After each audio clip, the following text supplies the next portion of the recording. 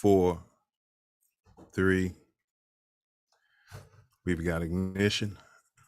2, 1. We've got RIP takeoff. Yes, sir. Welcome to another edition of Mouthpiece Included. This is Mouthpiece Included. We're in the building. The Silverbacks are black. Today's topic, we got hot topics. Wake up and pull up. The Black 14. Y'all even know who they are? Well, you're going to learn today. Plus more weekly hot topics. We got some great ones lined up for you today. So please take this time to like, share, post this everywhere, and subscribe. Very important to do those three things. Please stand by as we do some house cleaning here. Most Ricky Tick. Please stand by. TATN. Why is that looking like this?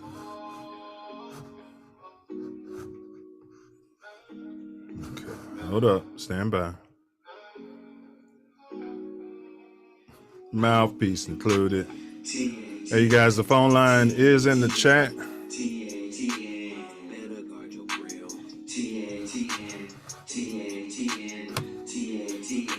Hold up. Stand by. TATN. Okay, there we go.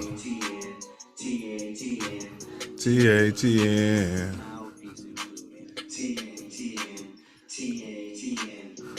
These are the laws, y'all. Copyright disclaimer under Section 107 of the Copyright Act 1976. Allowance is made for fair use for purposes such as criticism, comment, news reporting, scholarship, and research. Fair use is a use permitted by copyright statute that might otherwise be infringing. Nonprofit, educational, or personal use tips the balance in favor of fair use. Fair use. Subscribe, like, and hit the notification bell. Who are the guys that are the best in the world and make the rest of the team look like a gaggle of girls? Okay, I'm in my local Ralph's, and this happened. I don't go to church, and I know God understands. I can Man, why do they keep the honey around here? God is a fan of the Excuse me, you know where the honey is? Who are the guys that are the best in the world and make the rest of the team look like Oh, a gaggle of geez, girls? Al. The Bears. Who wants cheese head? I don't go to church, and I know God understands.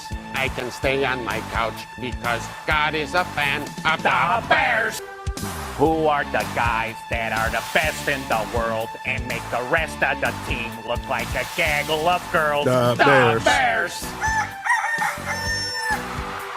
I don't go to church, and I know God understands. I can stay on my couch because God is a fan of the Bears. Who are the guys that are the best in the world and make the rest of the team look like a... Well, guys, let's go to the swimming pool. Let's go take a shower. Let's go water skiing. Don't forget to bring a towel. There he is. Be sure to bring a towel so you don't get all wet. Absolutely. Be sure to bring a towel. Don't forget to bring your mouthpiece. Or you are most definitely, most indubitably get all wet. This is open panel, y'all. Open panel. Let's get it. Thanks for like, sharing, and subscribing. We definitely appreciate that. It's necessary. It is totally 100% necessary. Welcome, welcome, welcome. We're going to talk politics here today. Politics, that's politics mixed with sports. Today's show, we're going to, as always, cover the Bears news. Ryan Poles has been going ape poop. Spend money. Let's unpack that. We're also going to maybe the co-host has got some Cubs Sox banter, but I sure don't. Go Cubs though. South side or north side. Oh, and we picked a booger. We no longer use the word on this network. So we picked a booger of the week. We'll get into that. Got multiple hot topics from this week in sports, politics. Then we'll wrap it up today with the Black 14 open panel. Pull on up. Link is pinned in the chat. Big ups to the co-hosts. Let's get them in the building. Jackie Robinson's famous, finest, boots on the ground, Silverback. Bear down, bear down, bear down, bear down, bear down. Bear down in upcoming baseball season. Bear down. Been an exciting week for the Bears. Go Bears. Exciting week. What's been going on in the Chi, bro? What's your week been like? Oh, straight politics in Chicago. They're finding bodies and the weather's bad, and I'm trying to get outside and get the kids on the field, but everything is everything. We got a political runoff here in Chicago for the mayor. Runoffs? Are you kidding me right now? Runoffs? Yeah. They got Larry Lightblunt out of there. Now we got a former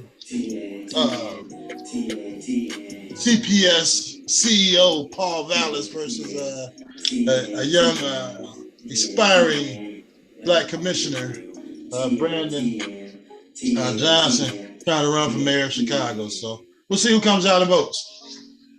Brandon Johnson, didn't he play for the Bears? Wide out? Yeah, he was left-handed.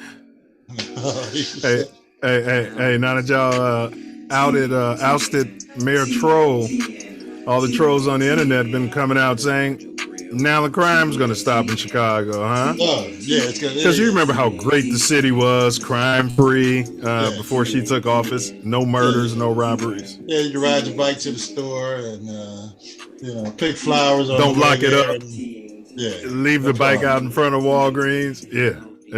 Come back. It's sitting right there waiting for you, your brand new Schwinn. Yeah, so all that's going to change now that we have a new mayor in place and new police superintendent who skipped out of town, who work in private industry somewhere down there in Texas. So, hey, we'll see what happens. I fancy some of those cats who are trolling don't even live in Chi, but many of them do, sadly enough. Many of them do. Well, it's sad one of our mayoral candidates doesn't even live in Chicago. He came and rented a shack crack house so he can run for mayor, just like Rahm Emanuel did in the past. So we'll see how much of that comes out before the election takes place. All right, let's go ahead and jump at it, bro. Let's go ahead and jump at it, man. And politics in the city. RIP to actor Lance Riddick. You guys may know him from The Wire because you're some sort of cullets. Also, John Wick. He's been in that series. Yeah, the brother, Lance Riddick. Yeah. Good, great actor, man. Say natural causes. He was 60. Natural causes. Yeah. Sounds like one of those booger sugar defenses, but allegedly. Yeah. So condolences to his family and rest up. Or he could have been sacrificed out there. Yeah. Well, you know how it is in Hollywood. Helly weird. Yeah. His time might have been up. His contract was until 60, and they cashed it in on him. Yeah, that deal at the crossroads, huh? Yeah, wow. I mean, that's quite amazing. This guy looked like he was in fairly good shape. Yeah, man. Yes. Good actor. But yeah, you make that deal with the devil sometimes. Sometimes, you got to pay up. Unfortunately, it was I'm not going to say make a deal with the damn devil. Yeah, we're not going to say he did it. Yeah. I'm sorry. Again, condolences to the family, but But you know what I mean. Yeah. And overall, not necessarily him. Yeah. Things happen out there. All right, so Absolutely. today's topic is the Black 14. We got other hot topics lined up for you cats. Open panel, pull up, links pinned in the chat. Please like, share, subscribe. I'm going to skip right over the Cubs Sox. Nobody's got time for that. Yeah. Let's jump to the Bulls. They're starting to heat up a bit. I did look at their remaining schedule. It looks like they're in trouble. You got Pat Beverly. Yeah, well, Bev hit 17 last night. But before we break down where they are, your boy Alonzo never balls. He has decided to have that third surgery we mentioned he was contemplating last week. Yeah. It said it's cartilage repair and nerve damage, and his return is unspecified. What do you got on that? You know what I got on that. As stated here on Mouthpiece included for the last year, he's damaged goods. Hopefully he can salvage his career with this particular surgery. Maybe he's got a new set of doctors, new set of eyes that'll go into the surgery with him to get his knee right. But if he's got a degenerative knee, there's not much they're going to be able to do. Try and make the pain, as minimal as possible.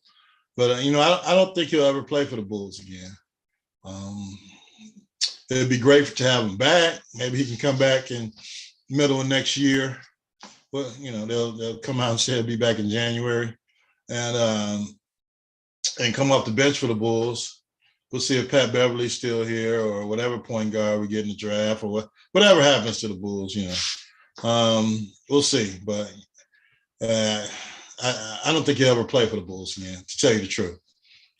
Yeah, I'd have a team meeting and I'd just tell everybody he's no longer a part of the organization, clean his locker out. This is nothing against him personally. You love him as a person and as a player, but he's got a contract, man. He can't clean out his damn locker. Yeah, I don't think that's in his contract.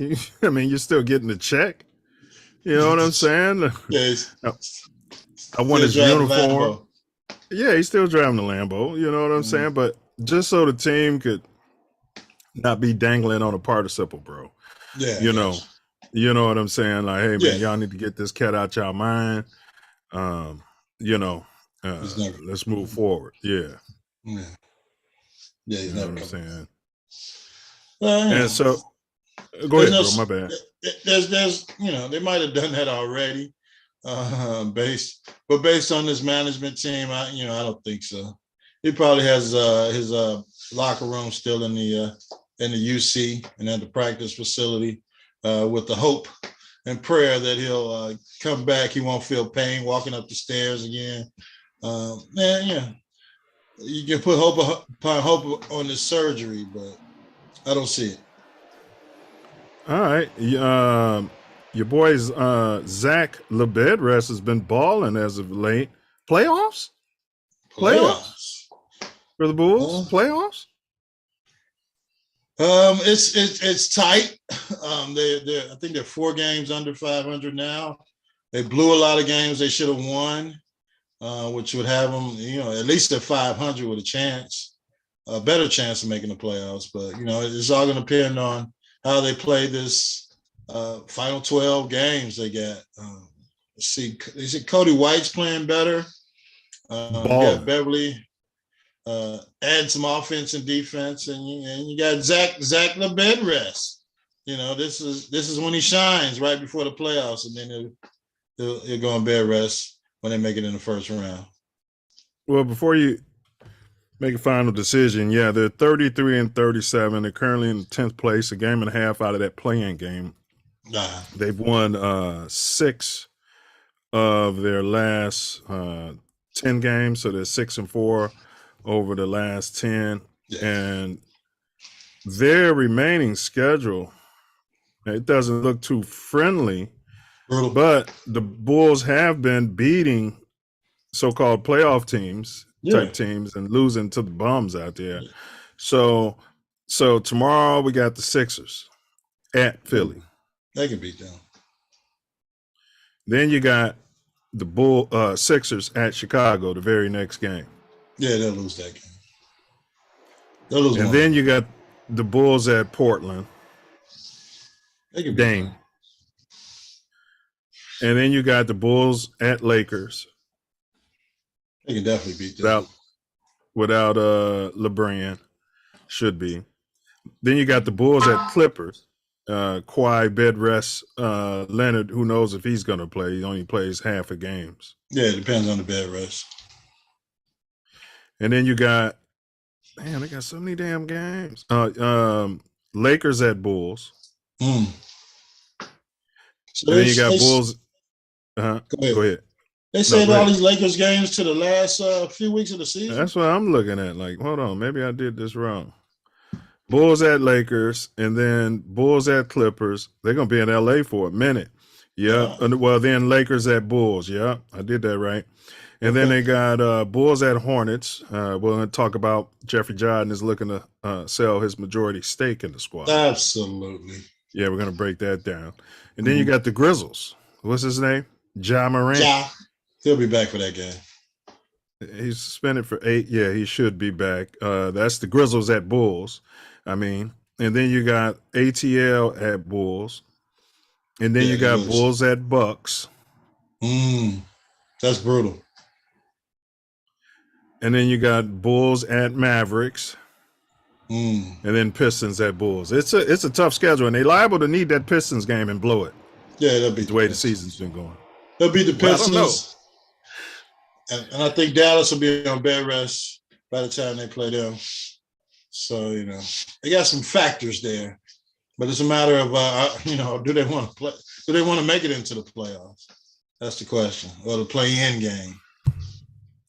Man, I got them, and this is being generous, 5-7 over those last 12 games, and that's been generous. But I'm not looking at the other teams that's fighting for that 9th slot remaining schedule because, that could be a factor too. Right. Wow, a game and a half out of the play-in. Yep. It's probably their best bet is to make it to that 9th spot. Well, maybe Ball can come back. If Ball can come back. Yeah, Ball's not coming back. And Javonte your boy Green got hurt from the shithole country. Vukovic? The little guard, defensive stalwart. Caruso. Yeah, he got hurt again, sprained his foot in last night's game. Oh, yeah, he blocked a shot and sprained his foot. Yeah. He'll be back for next year. All right, yeah, shut them down to the playoffs. So you got them yes or no? I'm gonna give them as a no. They're not gonna make it. Well, I'll give them a no. Is based on the way they've been playing all year. When you have the winnable games, when you're playing those bums, you got to be a bum slayer like they've been in the past, and that's got them into the playoff position. But this year they want to beat the good teams and lose to the bums. So I think that sets the mentality of the team that they're not a playoff team. So thumbs down on the play-in game. Yeah, I got them not making it, but it'll be close. All right, so the Black 14 plus Hot Topics, that's our today's show. Make sure you pull up, but if you do pull up, don't forget to bring your mouthpiece because we get it. Black 14. Yeah, don't be afraid to pull up. And we got the link is pinned in the chat for anybody who wants to pull up. So let's jump on to the Bear Down segment. And as I mentioned, Ryan Poles, he's on the clock. He's some sort of colored general manager processing all that information. He's got to add up all those checks and stuff. Yeah. He's going 8 poop. Yeah, he's got to do the numbers. He's going 8 poop, breaking the bank. So we're going to talk about any free agents that's jumping out at you that we picked up and any remaining free agents. And then in this segment, we're going to do our next season's prediction as of pre-draft day roster. So this prediction is fluid. So any free agents that we picked up standing out at you? I know we got a local cat. They've got a lot of pieces that they got a lot of pieces to the puzzle as Dave Wannstedt would say, that, they picked up for this oncoming season. They rebuilt the linebacker core with some depth and some studs. They got a 2-time Pro Bowler out of Buffalo there, just lining up for the Chicago Bears. And they got the guy from Philly who used to play with Sanborn back in college at the University of Wisconsin.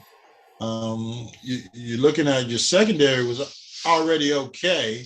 They just needed some pass rush on the front line. So we're still looking at that probably for the draft.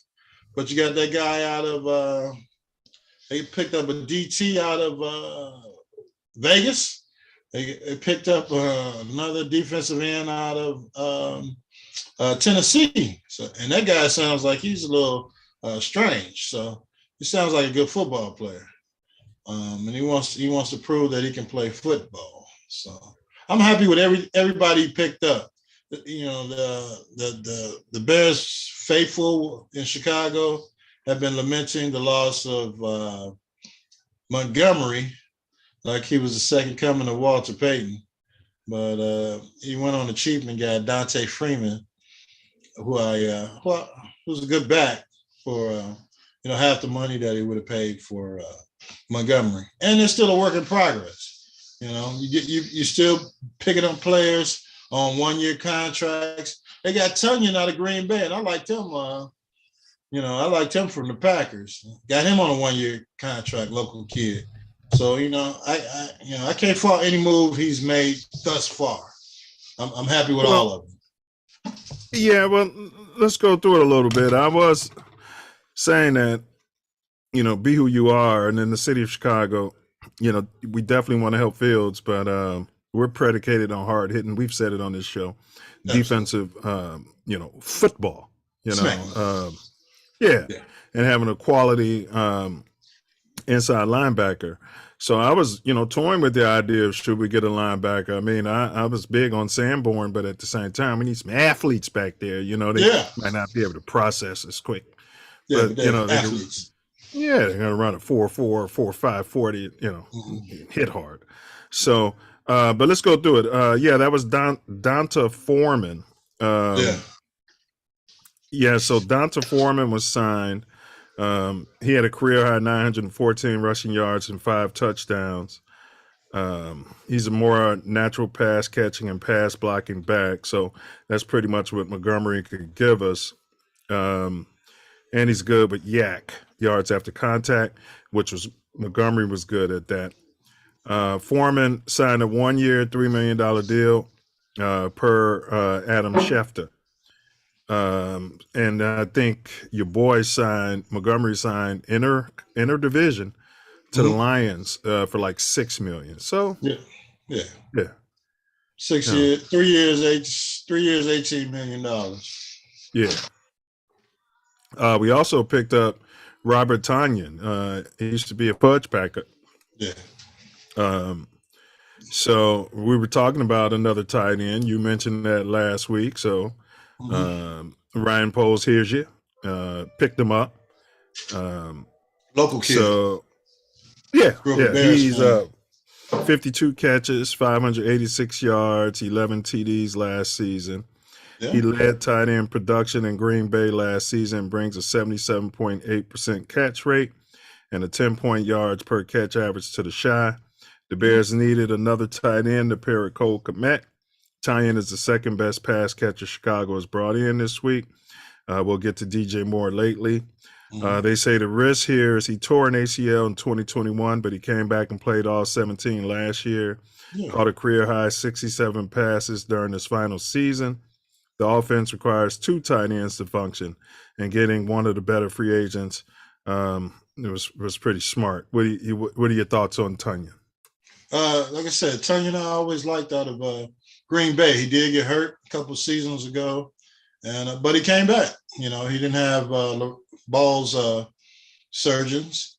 He had a real surgeon that went to American University, I believe. And he got his knee together, and he came back, had a decent season last year. But I always liked his pass catching skills at the tight end position, and apparently Aaron Rodgers did too, because he caught 11 touchdowns. So if you got two pass catching threats at tight end, and you got your running back, and you got your quarterback and just in time, and you got your new running back with some braids and some hair, some dreads. You're looking at a formidable offense that maybe can win some damn games. You're not looking around and figuring who the hell can we get the ball to every time you're stepping on the field, and with these 3-and-out plays that they've been running in the past, So you're not throwing the ball to Equanimous St. Brown and whatever that other bum was, Pettis, that they had running around. He kept throwing the ball to every damn game. And to any kids out there, I just want to add, if you're looking to be a tight end, you are not a tight end if you cannot block. I know that league is trying to change the definition of it, but that's half of the whole point. Mm-hmm. If you cannot block, you are not a tight end. What you are is a bigger, slower wide receiver. That's all you are, playing on the line. So, make sure that you emphasize blocking probably more than you do the route running and the catching if you want to consider yourself a tight end. The route running and catching is supposed to be gravy for the tight end. Right. Yeah, but Tanya's a football player. Yeah, I like he's a football player. So we picked up a 3-tech, Andrew Billings. So Andrew Billings, I think he, let's see. He's from the Raiders. Yeah, he's from the Raiders. He had 14 starts last season and started 51 to 67 games over 5. They said he was a force against the run, so he's a run stopper. That's what he was a rotation. Yeah, he was a rotational piece in Vegas with 22 stops and 29 solo tackles last season, which would be a welcome presence for the Bears' 31st ranked run defense. His 4.5 career sacks doesn't solve our pass rushing issues, but his role in this defense will likely be defined by how he can help keep opposing running backs from reaching the second level. They say the risks are like other free agents. Chicago would likely dole out short-term deals. They call this a low risk. Yeah, because Poles is doing a lot of front loading on the contract, so he's definitely keeping his flexibility in the short run.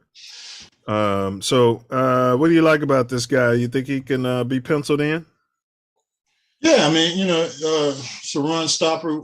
We're also looking at the draft and cuts after people who figure out how much money they don't have.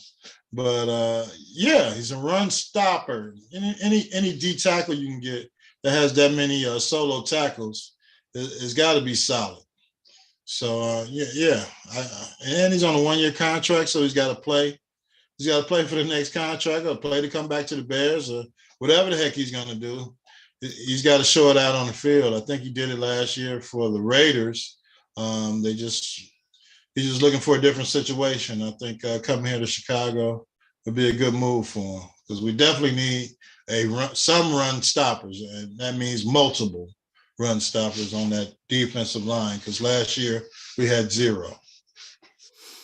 Yeah, our defensive line was poop.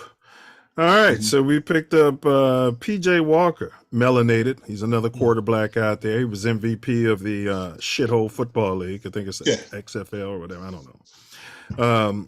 But he's formerly played for the Carolina Panthers. He was throwing that football to DJ Moore. Yeah. They agreed to terms with Walker. Let's see here. He's 28 years old. He's likelihood of becoming Fields' backup, even with veteran Trevor Siemian still under contract. Let's see. So let's see here. We don't care about his XFL stats. No. The risk. There's no risk in having a viable backup quarterback. So we've talked about this, getting some sort of cullet. That way, if you rest in Fields, or if he's out for a game, you don't really have to change your packages that much. Right, and he was pretty successful last year on a bad team as far as running the squad. Even when they got rid of the drop dead gorgeous quarterbacks that they picked up that they could win with. They put this guy out there, and I think it was like 5-7. No, like 4. And he had a winning record, I believe. Anyway, yeah, I mean, you're right about that. But I agree. He was with the Panthers.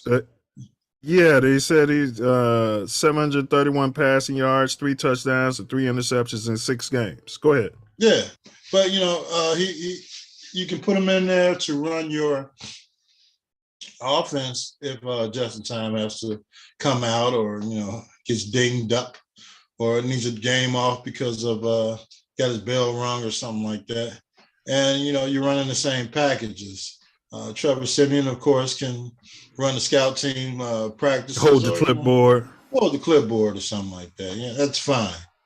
But just to have 2 viable athletic quarterbacks out there, and hell, we can get another one in the draft and have Trevor Siemian selling hot dogs. Who cares?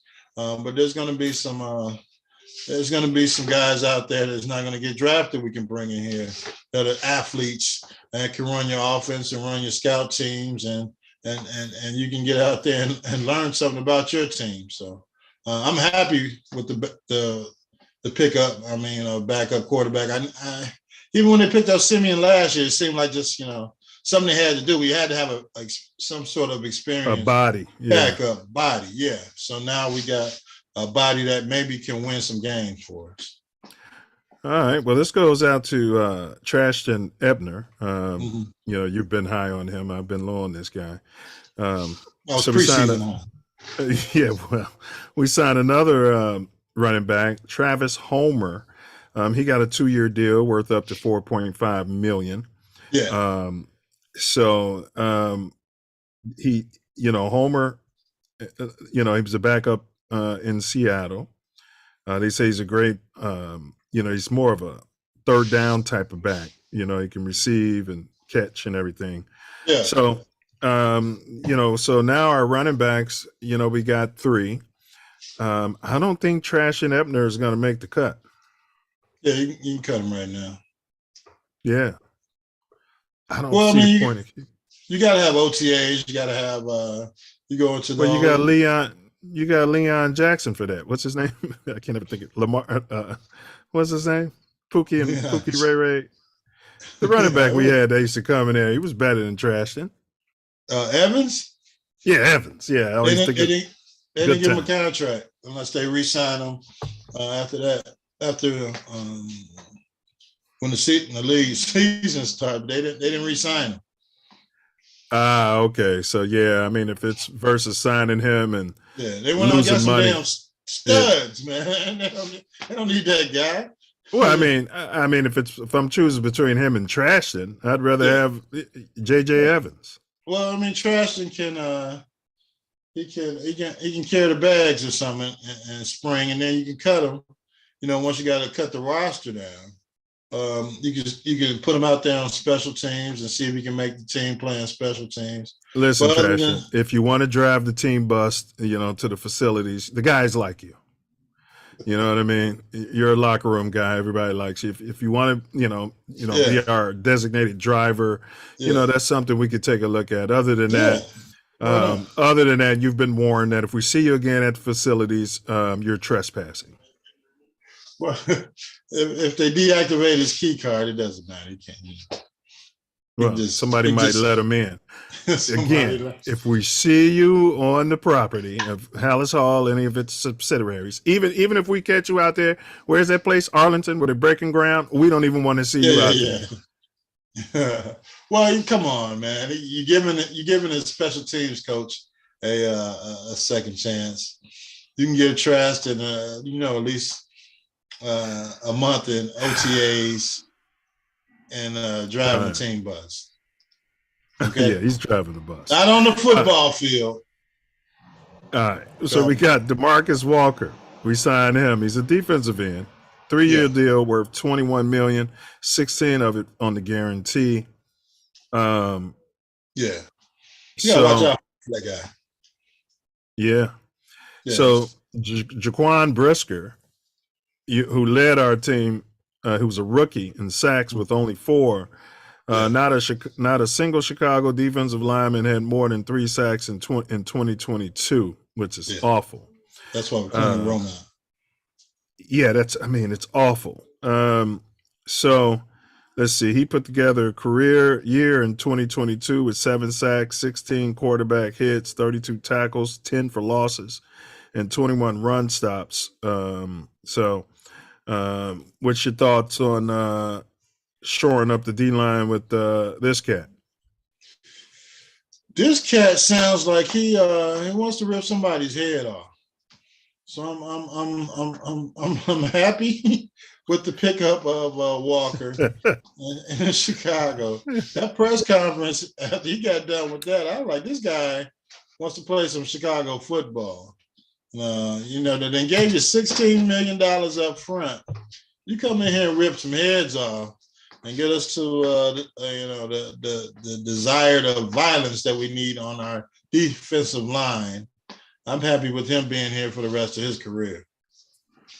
And Poles is moving like I'm moving. I would be building teams on Madden. Mm-hmm. He's getting these free agents around the age of 24, 23, 25, for the most part. This kid is 24. So, yeah, they're all around Justin's age and they're ready to, 7 sacks. Yeah, correct. I was going to comment on that based on what we were talking about last week, that all of these guys are, in that 24 to 28 year range as far as age, even the 1 year guys. So you got a lot of flexibility, and you got time to look at them going into the prime of their career as far as football concerned. 2-3 year contracts, 24, 25. Man, you're in your prime when we're trying to hit the Super Bowl.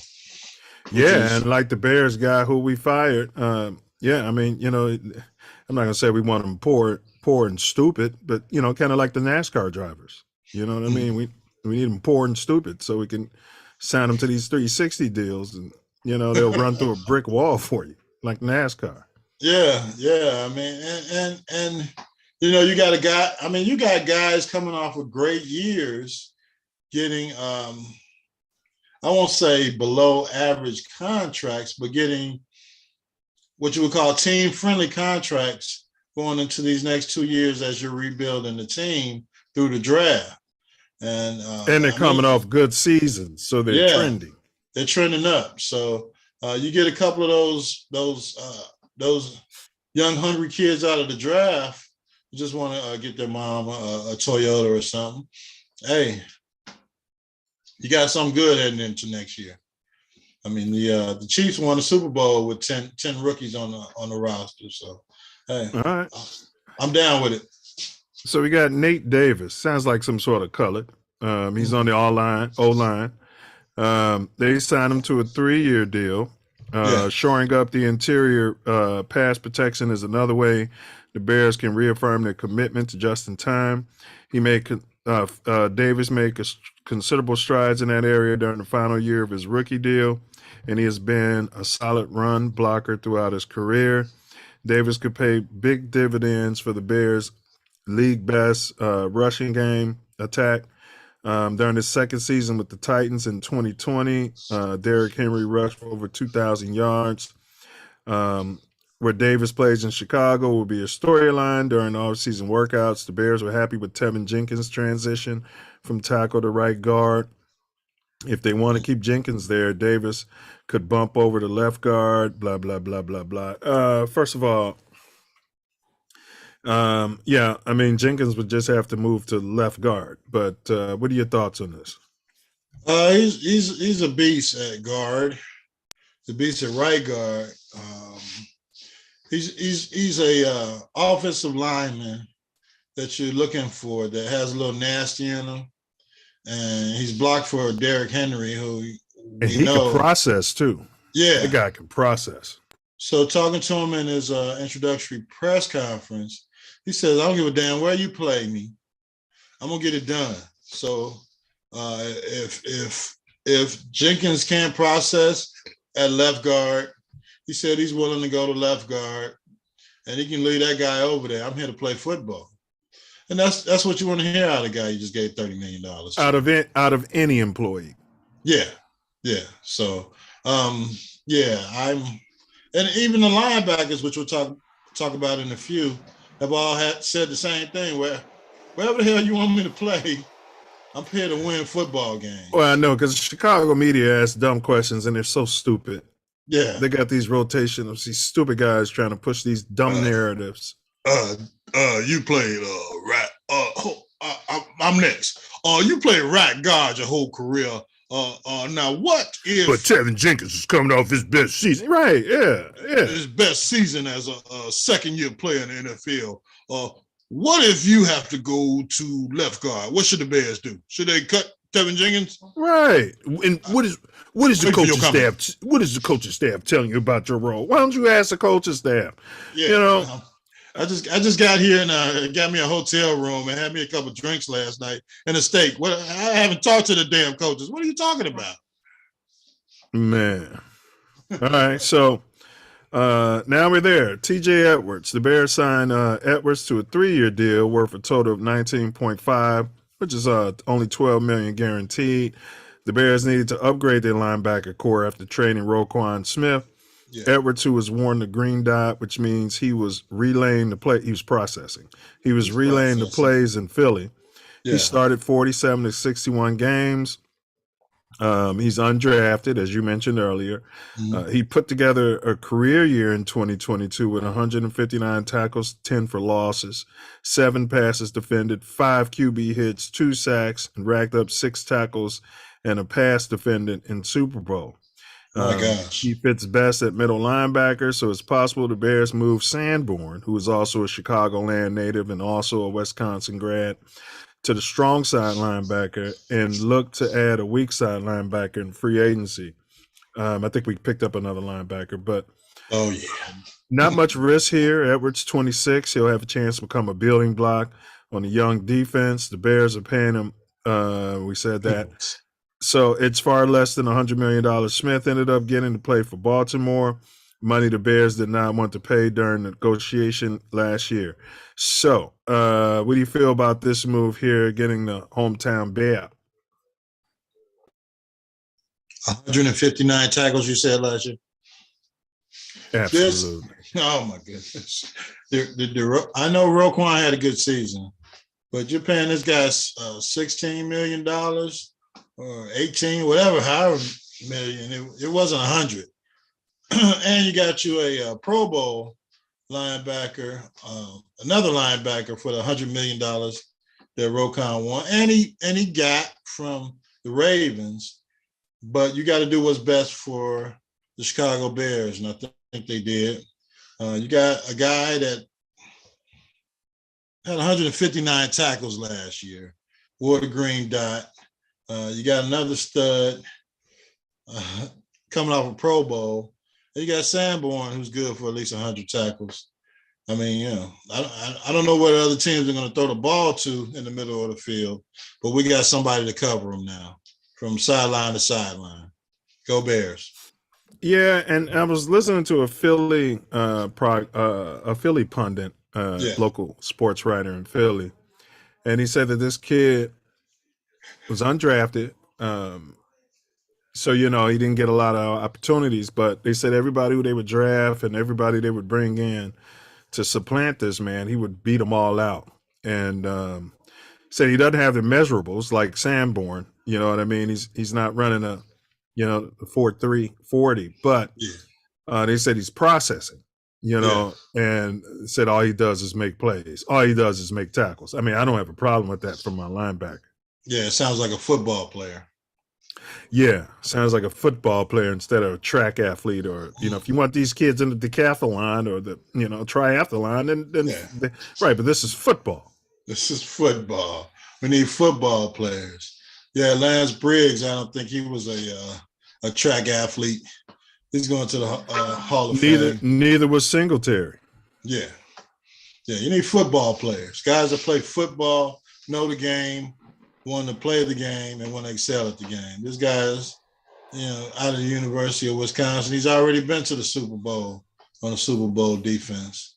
Now it's time for the Bears to put them on our Super Bowl defense. Go Bears.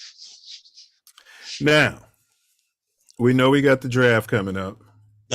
So we're going to kind of not speculate on what we get, but just knowing that we've got all of those picks, all these free agents coming in, all the competition this is going to create to even just keep a job, nevertheless, get some reps on the field out there. Right. Our Bears were 3-14 last season, played some great football against some good teams, couldn't close out a lot of games, things of this nature. No defense. I'm putting the over-under at 8 games. Now, this is including the draft, but we don't know yet. So we'll redo it after we actually get our picks. So over-under next season, 8 and 9. What are you taking on that? I'm at we won 3 games this year, but absolutely nothing except for just time. And 4 more of those games are winnable. Yeah, at least. My prediction. Remember this: Smug Rogers probably won't be there. So really, you're just talking about Detroit and Minnesota, who's kind of rebuilding. So we don't know how. Not according to Dijo. They don't rebuild. They're built. Yeah. Well, yeah. He doesn't. At least he doesn't pull up anymore. So pull up. Come on, Dijo, pull up. Yeah, I'm going 10. I'm going 10 and 7. So you're taking the over. I'm taking over. Ace, I flirted with 10 and 7. I did. Mm-hmm. And I'm on the record of saying, and I said this before you started hearing it anywhere, Fields would be playing MVP football. I said 2024, and then after I saw him get NFC Player of the Week and flirted with it a couple more weeks, I pushed it up to next season. MVP football. So now, that being said, barring injury, of course, to Fields, and we didn't even talk about DJ Moore. They picked up DJ Moore, the free agent. Yeah. So, but who's a dog? Before the draft. I did say 10, Ace, so you know what? I'm going to stick with it. Yeah, we're in agreement. I'm feeling 9 and 8, but I'm thinking we'll get over the hump. I'm thinking 10 and 7 too. It'll take 4 weeks for these new guys to get acclimated in the system. I'm talking about on the offensive side of the ball. Yeah. You got another year of the Bears, the players who've been there, they can teach the system because they know it a little more. So now they can be teaching it to those other players. So, yeah, we're in agreement, bro. 10 and 7. It's going to come down to those two players out of the draft they're going to get as far as defense are concerned. Or maybe and a right tackle. We definitely need a right tackle, and we still need, a stud on that line. Yeah. So it's going to come to what comes out of the draft, and whatever else we can pick up. Not necessarily it has to be that one or either one of those second round picks. Just a kid between 3 and 6 that wants to play football, that wants to tear the quarterback. You can't tear the quarterback's head off anymore, but get to the quarterback and make some plays. Disrupt that damn play. Make the quarterback move around in the pocket, do whatever you got to do. But those players they get between the 3rd and the 6th round that want to, and even the undrafted free agents, which we looked up with Sanborn last year. Those guys that want to play football and get to the quarterback, and I think that's all that's really left for them. Well, if I'm Ryan Poles, we got Carolina's pick next season, which I expect is going to be a very high pick. Yeah. What I would consider doing, I'd definitely take that old lineman, which I said in our mock draft. If you stay at 9, I'd find an old lineman right there because that's been the sweet spot. But I'm willing to trade next year's Bears 1 overall if there's a defensive stud that you're talking about in the trenches that I just got to have this year, because they talk about Fields' rookie clock and all of that. on his contract. So by waiting next year to keep improving the team, you know. So what I'm saying is, if I'm in a position to find a defensive person on that trenches, I'm willing to give up not Carolina's pick because it'll probably be higher than the Bears pick. We both predict them to go 10-7 next year. Yeah. I'm willing to give up my Bears first round pick next season to possibly move up or, you know, trade with somebody and get my guy. And then you can come out of the first round this year with your right tackle and either your 3 tech or your defensive end.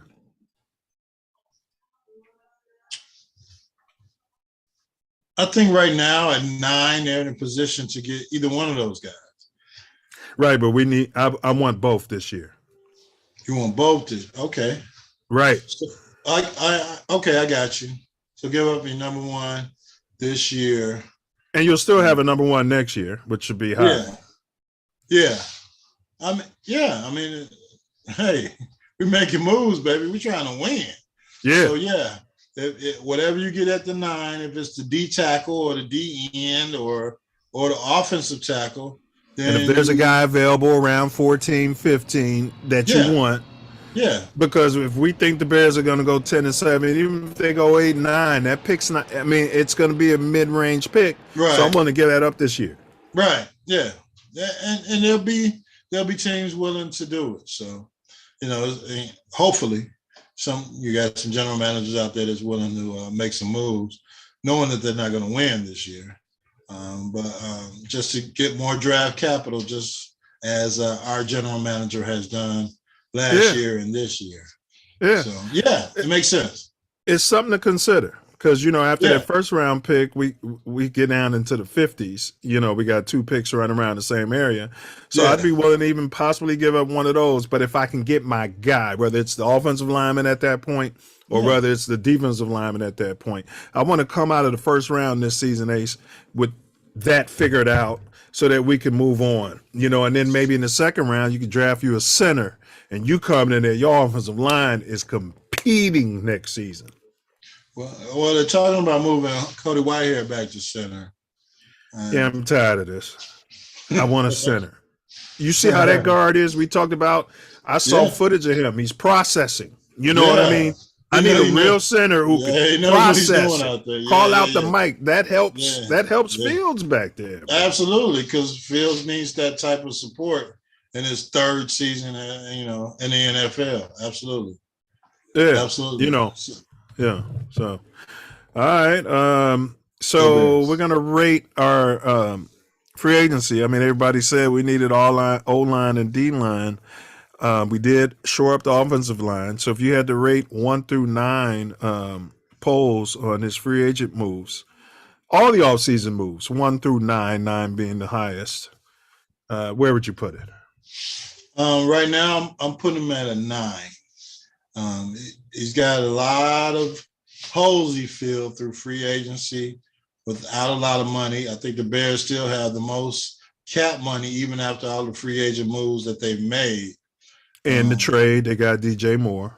Yeah. They got DJ Moore. And it's such an afterthought that they traded the number 1 pick and picked up all these other picks and got a number 1 receiver. It's, you know, kudos to Poles at this point.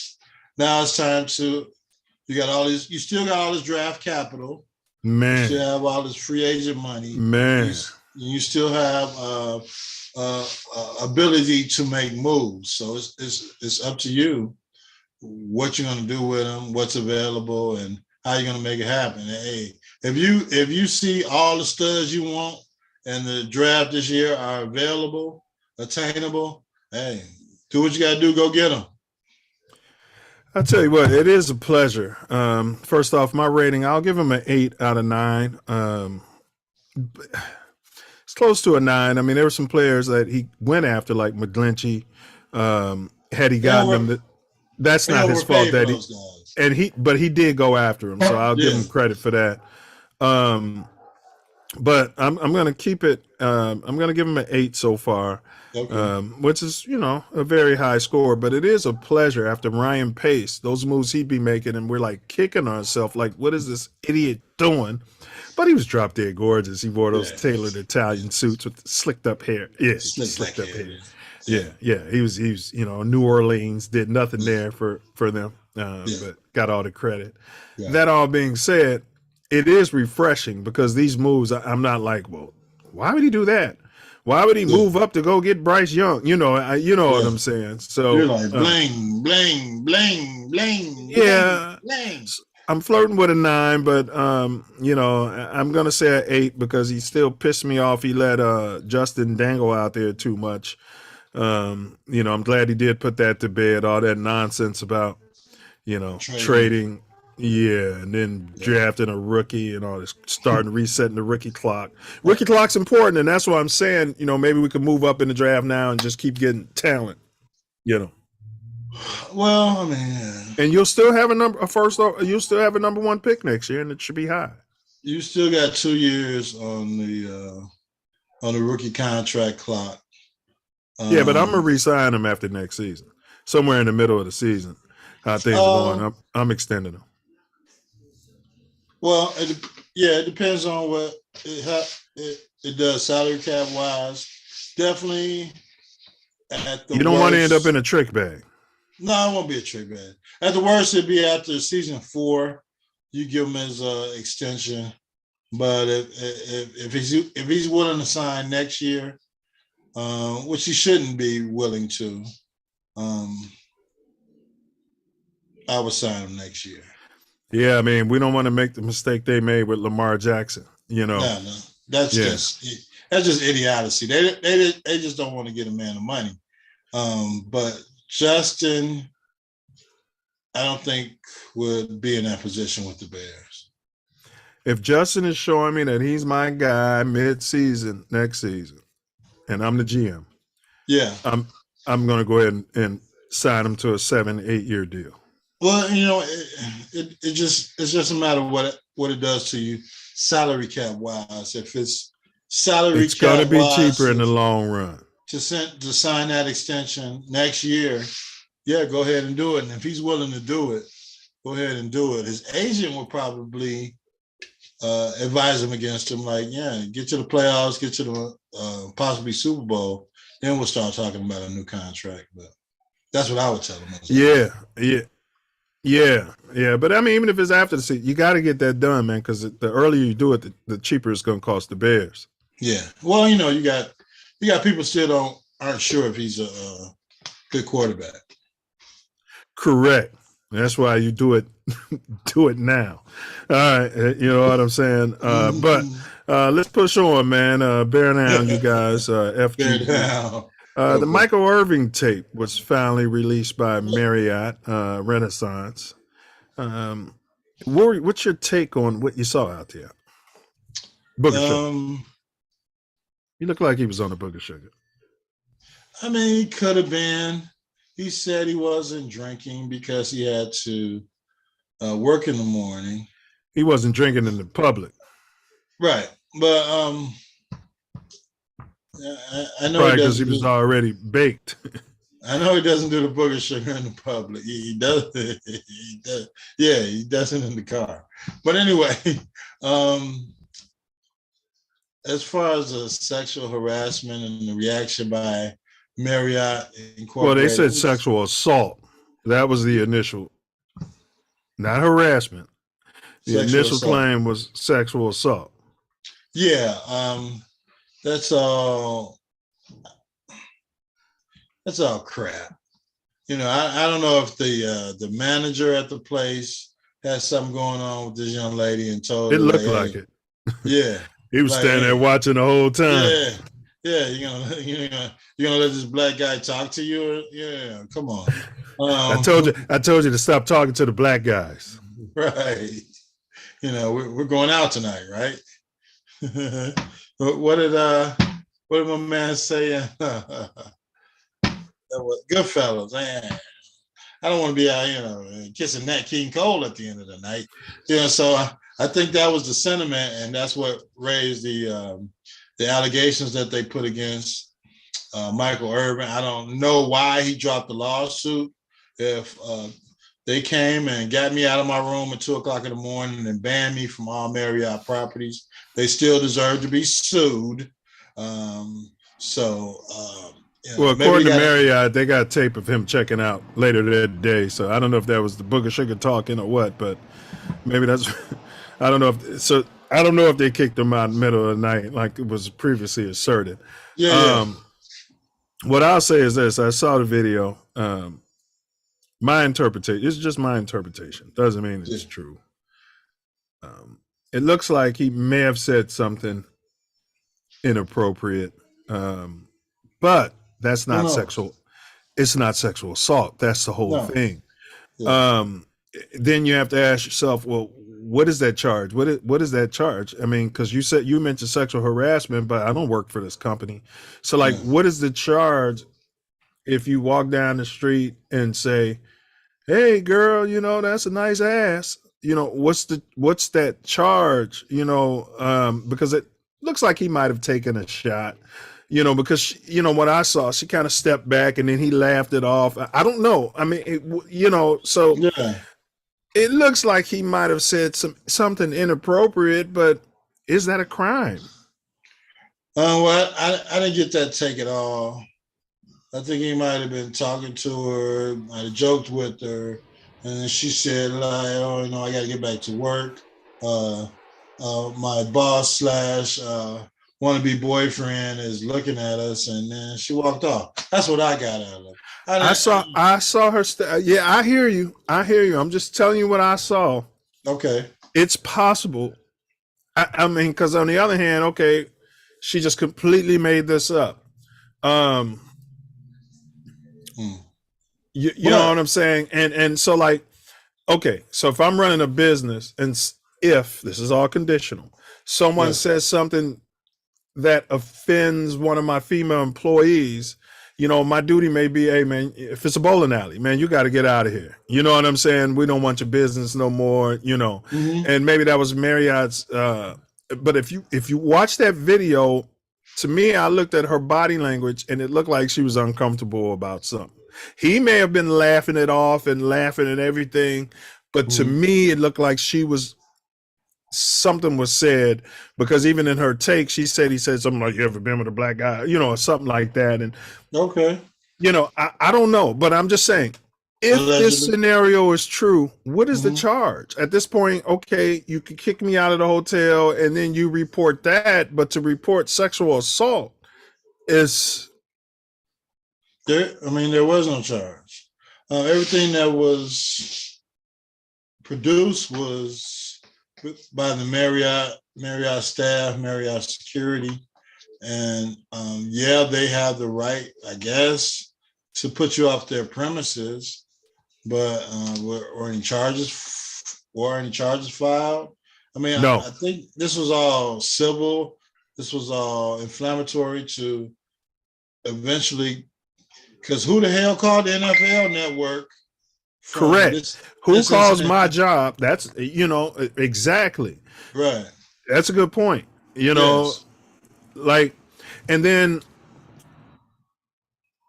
because we had issues with a hotel in Champaign, Illinois. I'm not going to mention its name. Allegedly, yeah.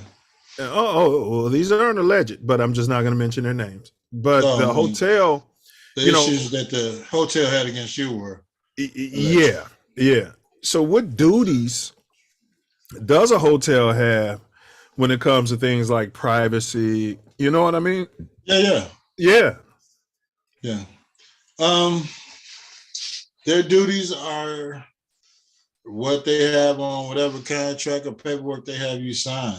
But I don't believe that the patrons of the hotel have the same sexual, let's say, harassment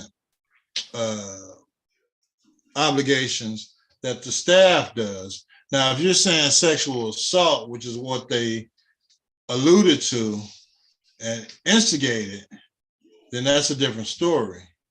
But as we can see by the video at 45 seconds, There was no assault. there was no sexual assault. There's no reason to contact his employer. He's got the witnesses saying that there was no sexual assault. He's got the video saying that there was no sexual assault. And if that was Brent Favre, I don't think it would have gone this far. Oh, absolutely not. Brent Favre, she would still be laughing it off. Is your name Brent, or is it Brent, or is it Favre, or is it Favre? I saw that movie. Yeah, I mean, again, now I'm reaching here. I'm reaching here, but that was my take of the video. Okay. You got a different take, and Yeah. we can only go by what was seen. Well, let me tell you, I have a deeply melanated son, and as such as Michael Irvin is, and I understand that they don't Held get to the a different benefit of the standard. doubt. Right. Especially when they're big. Yeah. Yeah, they don't get the benefit of the doubt. Yeah. So when they're interjected into any type of controversial criminal stuff or just allegations, They don't get the high yellow defense. no, they don't have that at all because they're of dark Hue. melanated proportions. Yeah. So. Well, yeah, no, I can understand that. And again, at this point, and they won't release the alleged victim's name, where you can start doing some background checks and, Right. how many allegations is this person making? And then, so if you work at a hotel and you're staffed at the bar, you're going to tell me, even if my scenario is correct, this is how you handle it every time somebody takes a shot at you? Right. Right? At the bar. These people should be shooting at you all night, every night. Right. At the bar. Right. And At a he hotel. wasn't even drinking at the bar. Allegedly. Right. Right. So, yeah, I just thought it was interesting. I see why they were refusing to release the tape. Because it did not back her claims. And if I was Marriott, I would fire her.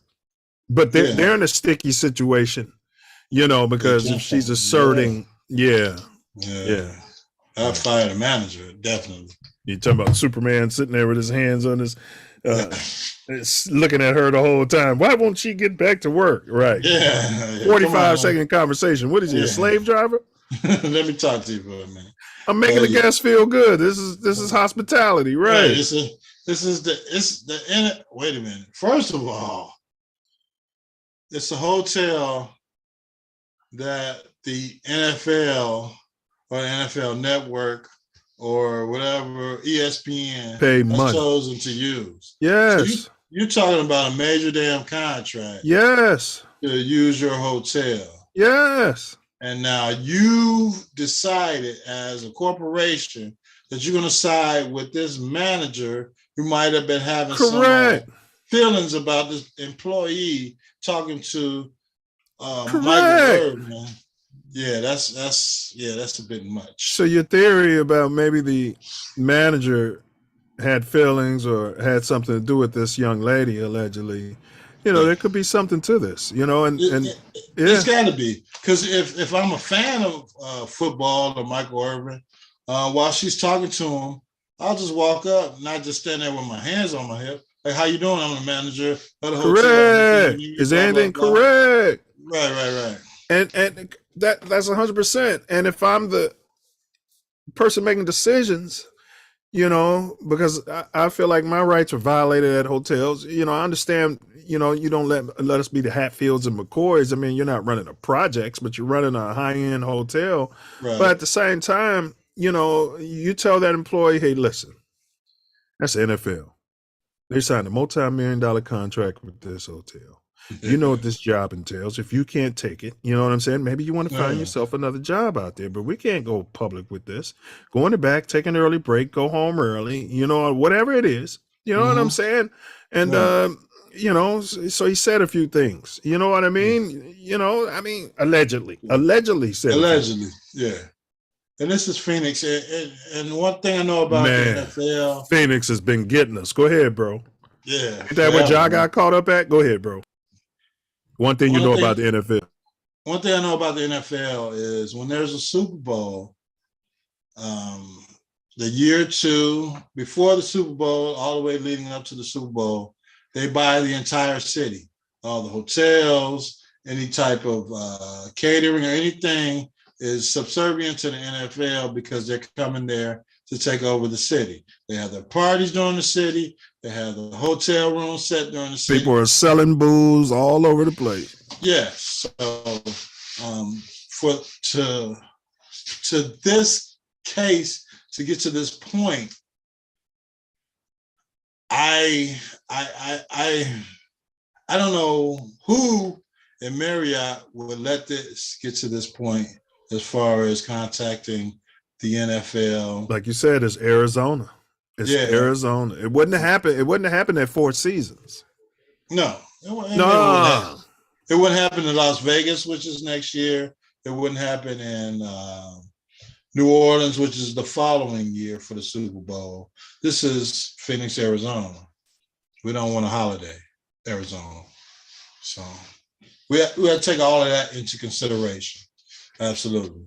Yeah, absolutely. And speaking of Arizona, you guys, today's topic is the legend of is the Black 14 plus hot topics.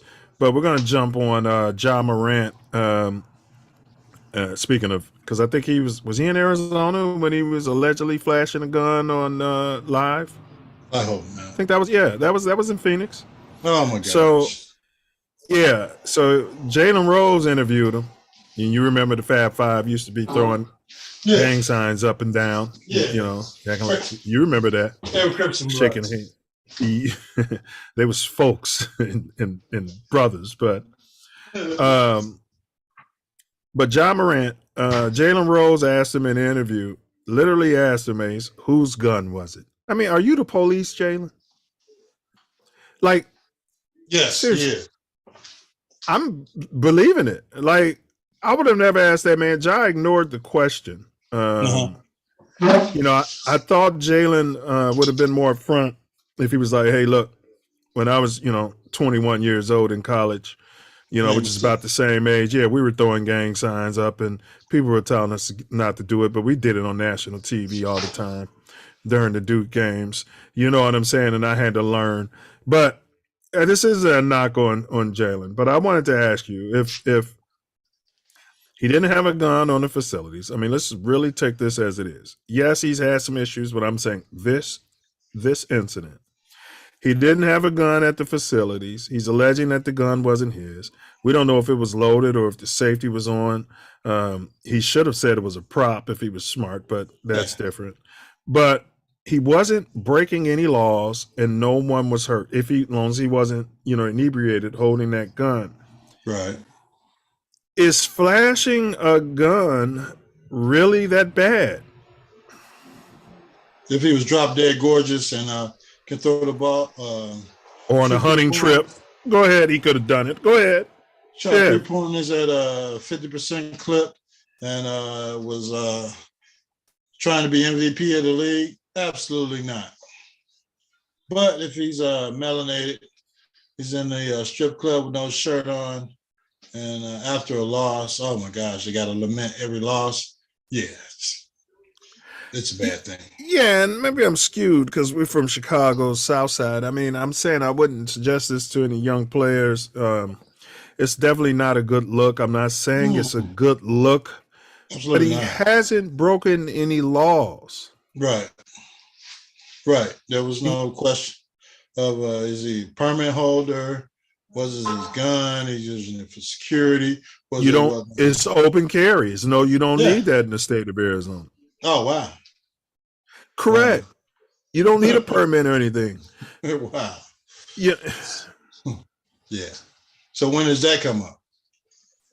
When is that the topic of conversation? And that's why the police didn't really have charges because they couldn't prove. Now, if he was under the influence, which I had brought up, that's different. because it's laws against being under influence carrying a gun because it could Right. affect your decision making. We can assume he was drinking at the club, but we don't No, know we that. can't. Right. Exactly. You might like to go to the club and drink water and cranberry Yeah, juice. Michael Irvin wasn't drinking at the bar. Absolutely not. So, and that's what I had to look at. And to your point, it's just a black man flexing his Second Amendment rights Right. is illegal in the United States of America. Now, where's the NRA and all Correct. this controversy and all of this dialogue about showing a gun or having a gun to protect himself? Because he is a premier athlete. Multi-millionaire. He might have had a load of cash on him, and Man, and people get robbed at strip clubs. and he was holding the gun like a prop. I don't know. It didn't look threatening to me, as far as I'm concerned. But no, it's not a good look for him. No, it's not a good look for the NBA. But yeah, I think it's gone quite a bit too far. And we'll be looking for the NRA to protect the next athlete that has a gun that he's not brandishing at someone else. Yeah, where's the NRA on this? Right. Where is the NRA on this? If he was in there and he was letting off shots, okay. Yeah. If you don't want to see what this man is doing on his social media page, guess what? Don't look. Don't subscribe. Yeah. That's right. We covered this last week, and of course, but like you said, I just felt like it went too far. It's going too far. He's on this apology tour. They checked him into an insane asylum, so to speak. You know what I'm saying? They're all in his head. They're gonna start giving him pills. They're gonna ruin this poor kid. Pookie, look at you, Pookie. You owe everybody, Pookie. You know what I mean? It's all about their brand and his brand and branding, brand. But he's a basketball player. He wants to get on the court and play basketball. You're suspending him. What's the precedent for suspending him for these games? Or that's the players' union, right? The players' union got to get him. Like, do y'all have same thing with what happened with Kyrie? Do y'all have specific rules against this type of activity? Right. And yes, we know that the NBA knows who he hangs with. They've investigated everything, and they probably did everything to try to get him convicted. Yeah. Make sure what the situation was. But come on, if you're a players' union, you're a union for the players. So figure out what really happened. And now that he was brandishing a gun or whatever controversy he had at his house, whatever small minor thing he had as a 20-something-year-old player, then get it fixed. Take the 2 games off or 3 games off and get him back out there doing what he does, which is play NBA basketball. And they like the buck breakers in the national media and specifically in Arizona. So to the melanated out there, you got to know where you at. I mean, we always knew that, Ace. Messing around in Texas ain't a good look. Messing around in Indiana, it's just not a good look. Oh my gosh, Indiana. You know what I mean? Yeah. There's ways I would move walking down 75th and Narragansett, which would be different than I'm moving somewhere in Arizona, so. Yeah, Vegas, like you said, is pretty much wide open. Right. So. Yeah, so 8 games. Do you think that was overkill? I would have felt good with like 4 games. 4 to 5. Yeah. I think they gave him the 8 and the union agreed to the 8 so they can make an example out of the behavior. But you've legalized gambling. There's over-unders going on. You know what I'm saying? The league is in a funny – you talking about conduct unbecoming of an NBA player. You guys are promoting gambling and then Right. messing up. I don't know what's going on at this point. Right. So how do you calculate the odds for these games that you suspended him for? His return coming back, whether he's got to ramp himself up or, come on. Come on. Well, big ups to Ja Morant. I know you're surprised hearing me say that because I knew he needed to be in an insane asylum after he said he'd give Michael Jeffrey Jordan the business. You know what I mean? I was like, oh, you got to get some help. Yeah, get him some shots. We don't use our word here. Yeah. You know what I mean? But yeah, he definitely needed some pills. But big ups to him, and I hope he comes back and gives them hell. Yeah. The Black 14 plus hot topics. It's open panel. Pull up links in the chat. Michael Jeffrey Jordan, speaking of which, he's looking to sell majority stake of the Hornets. He purchased it in 2010 for a meager $279 million. Is this a business move? Great investment. Great investment. Man. I haven't looked at the numbers of what it's worth now, but I know it's worth more. Somebody from Silicon Valley is going to pay at least $3 billion for it. Yeah. Mike, I think your interest in this team is in them winning. And as you've seen over the years, between the coaches, the players you picked up, the managers that you have for your organization, they're not going to win. So take the money and run. Enjoy your life. That's all I'm saying. And he's going to be keeping a minority stake in it. Yeah. So he'll still be rich. The value of the team's going up. And, the stake he'll probably keep will still probably be worth $279 million. And he could pocket potentially, $1 billion. Right. So, if not more. Let somebody else have the aggravation that really don't care about basketball as much as you do. Keep your minority stake and, pocket the rest, I guess you put a trust for the grandkids or, whatever you're going to do when you're a billionaire. Everybody's good. So enjoy life. Get yourself out of that Charlotte situation.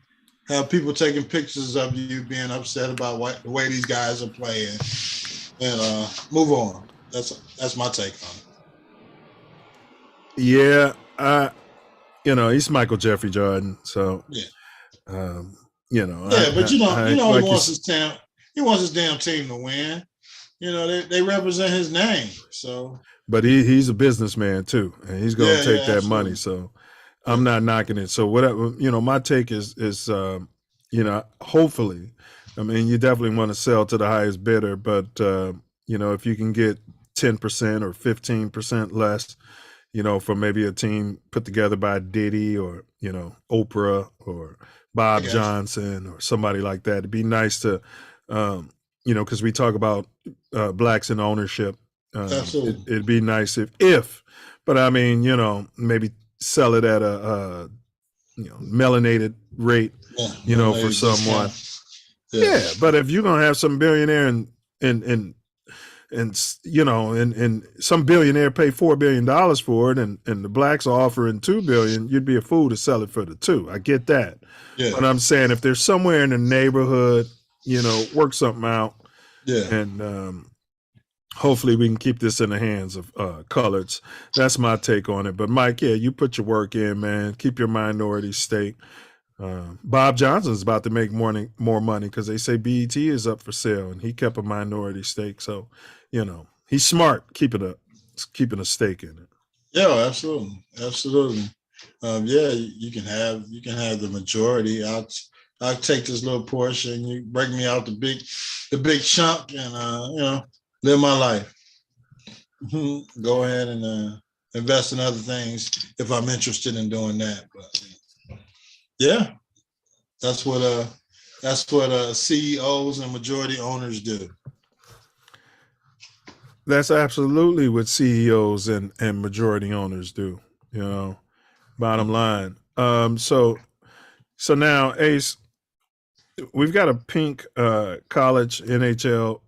Hockey player He's a son of a former NHL player. Okay, drop dead gorgeous. Okay. And so I'll go ahead and play the video. Big ups to Inside Edition. And just want to get your take on this. Don't want to lead you into it. Fair use, everyone. Fair use. Double amputee whose wheelchair was shoved down a flight of stairs inside a crowded bar is speaking out to Inside Edition. The 22-year-old says what happened was heartbreaking and questions whether the star college athlete was sincere when he apologized. She spoke exclusively with our Allison Hall inside the bar where it all happened. I need this. I need this chair. She's the young woman whose wheelchair was pushed down a staircase by a college student. Now she's talking to Inside Edition. How did that make you feel? It was really hurtful and disrespectful and just kind of heartbreaking. 22-year-old Sydney Bennis's legs were amputated the video 2 ain't playing, years Ace? ago following a car crash. She was in her favorite bar. Hold on 1 second here. That's some crap. Should have been playing. All right, let's try it again. Stand by. Take two. Take two.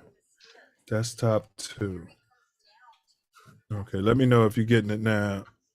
She saw her wheelchair at the bottom of those stairs. You getting it now? Whose wheelchair was shoved down a flight of stairs inside a crowded bar is speaking out to Inside Edition. The 22-year-old says what happened was heartbreaking and questions whether the star college athlete was sincere when he apologized. She spoke exclusively with our Allison Hall inside the bar where it all happened. I thought she was in the chair. I need this chair. She's the young woman whose wheelchair was pushed down a staircase by a college student. Now she's talking to Inside Edition. How did that make you feel? It was really hurtful and disrespectful and just kind of heartbreaking. Disrespectful. 22-year-old Sydney Bennis's legs were amputated 2 years ago following a car crash. She was in her favorite bar, Sullivan's Pub in Erie, Pennsylvania, when the wheelchair outrage happened. Sydney was enjoying a few drinks with her friends and she needed to use the restroom. She called over her friend, the security guard. They came over here and parked her wheelchair right at the top of the stairs. He then carried her down to use the restroom.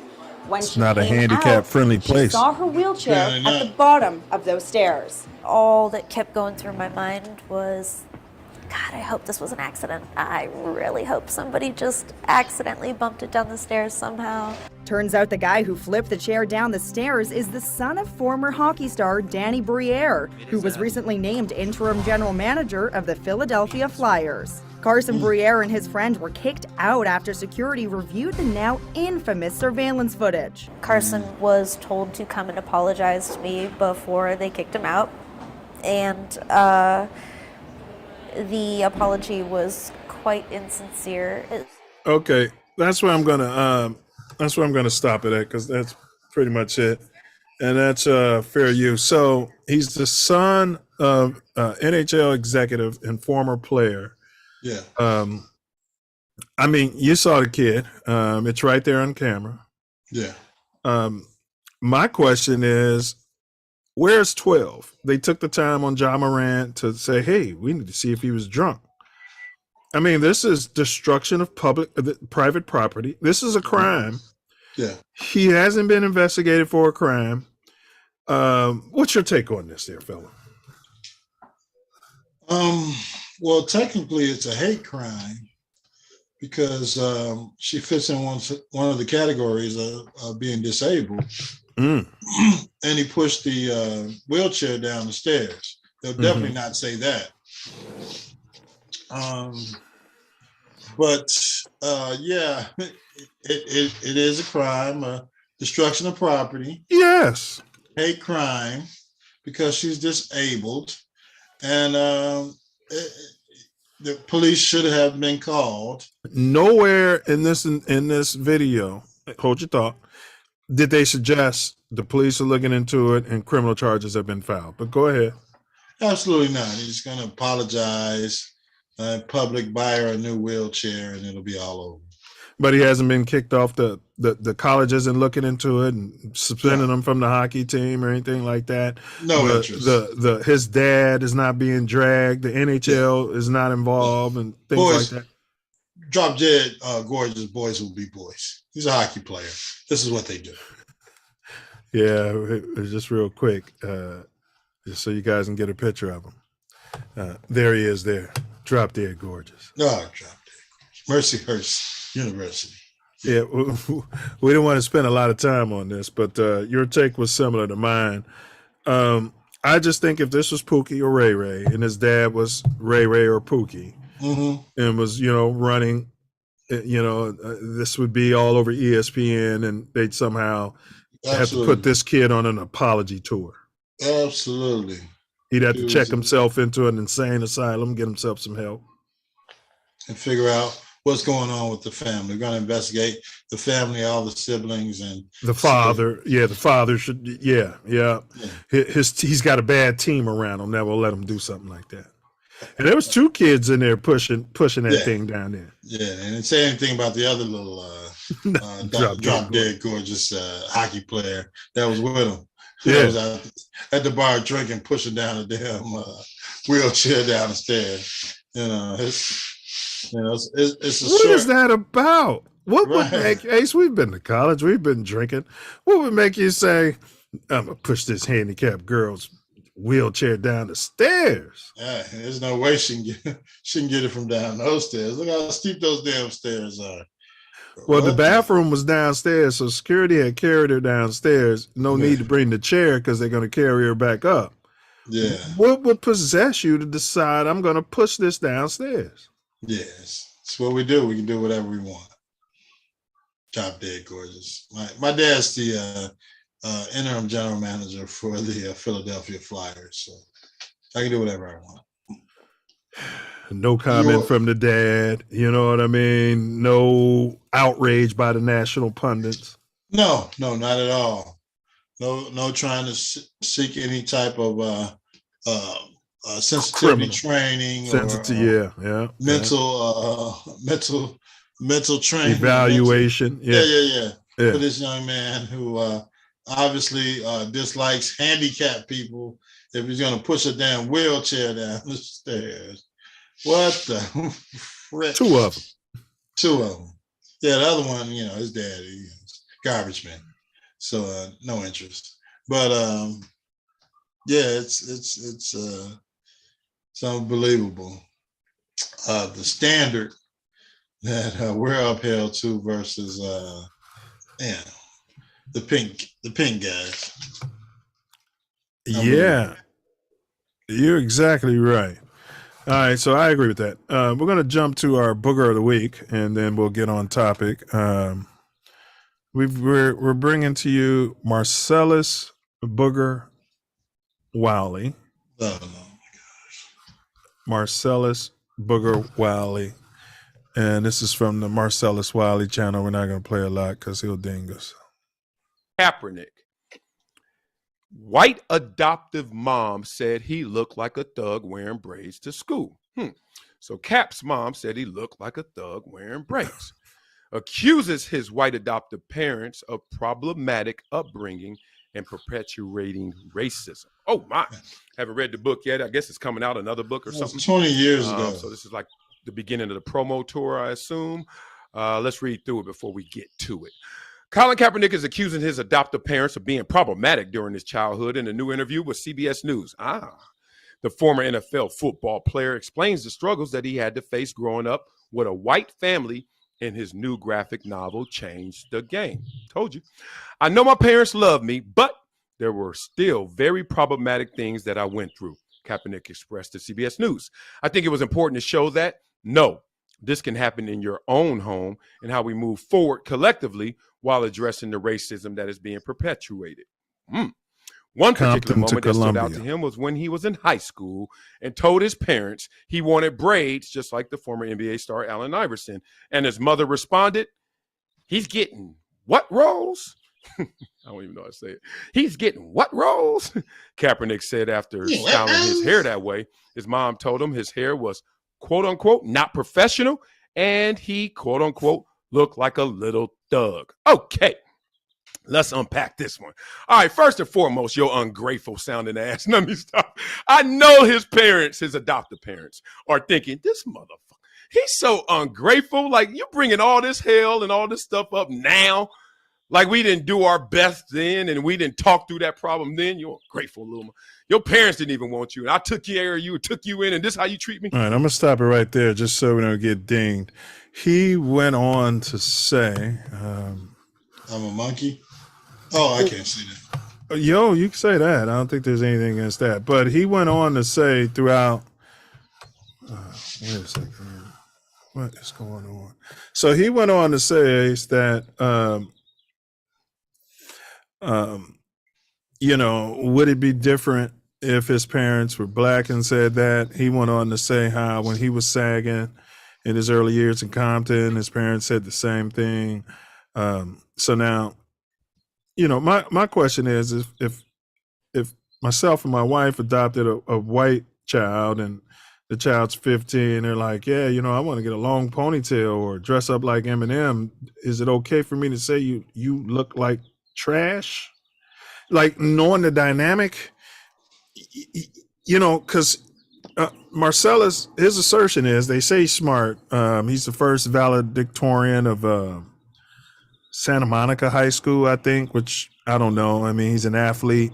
He's out of Compton. He went to Columbia. I have to check the test scores. I mean, test scores don't make you smart or dumb, but I'm starting to question a lot here.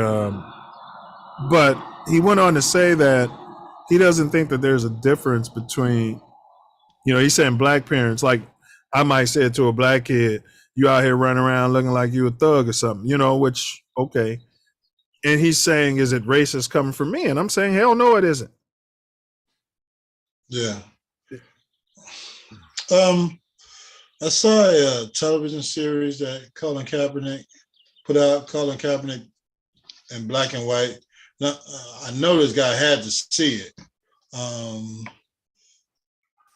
Kaepernick's parents were trying to adjust, yes, to adopting this melanated child. There was a certain dichotomy between the mother and the father being, you know, a white male, and the mother trying to nurture and take care of this young man that they've taken into their home. She said that, and according to this particular series, that, you know, she had to reflect on what she had said to Colin, because she had to realize that she was a white woman raising a black young man, and she eventually took him to a hair shop, quote unquote, in the hood to get his hair braided, once she realized how important that it was for him to identify with his own culture. Now, I don't know what research Booger Wiley did. Well, you know, Booger Wiley has made his, since the pros. Go ahead, hold your thought, but he's made his way on Fox. He's up and down Fox network. That's where he's made his career. Go ahead, bro. Okay. But, you know, it would be simple to find out that his parents were going through something, trying to figure out how to raise this melanated child. But, you know, as an adult, and he's referencing these things as of recently. As an adult, Colin had to realize what they were going through trying to raise him as a young black man. Correct, because I wouldn't say they're racist because they did adopt him. Correct. Yeah. Correct. Yeah. So it was just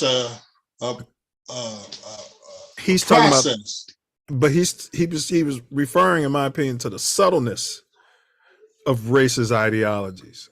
Yeah. You know, I mean, Colin, you know, right. I don't think he was saying his parents were racist. He's saying how they were insensitive to what he was going through. It was you. Correct. And to hear that, you know, even a black child hearing that from black parents, you know, you just look like a thug, could affect that child in a certain way. But for this man to call him ungrateful, which is KKK code, I'm going to say it. They like to say black people are ungrateful. If we don't like it, go back to Africa and all this and that. We're ungrateful that they brought us here from the huts, and you know what I mean? And you know, so that ungrateful is to say that he's ungrateful, I think, is a gross exaggeration. Absolutely. Go ahead. It's a very negligent statement as far as researching a story that you're doing on someone that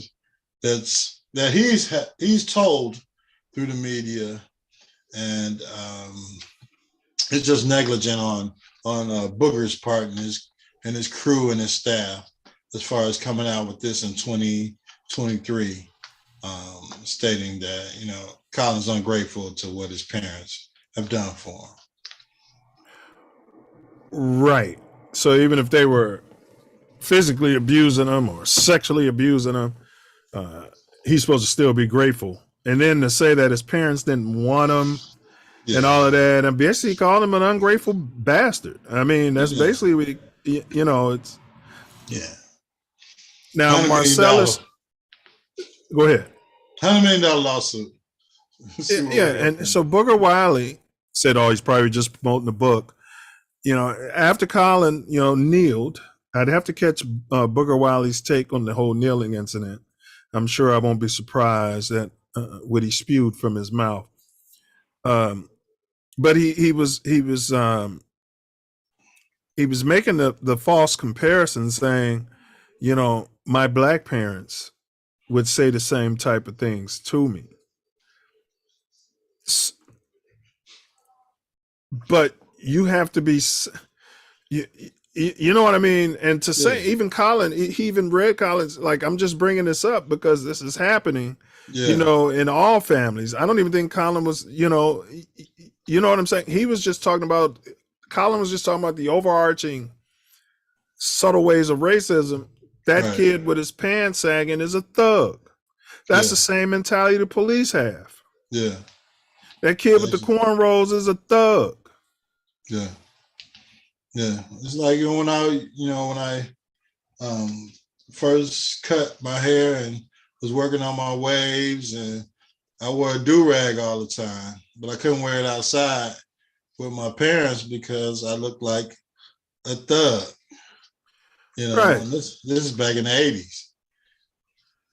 Right. It doesn't, you know, and that's what parents do. But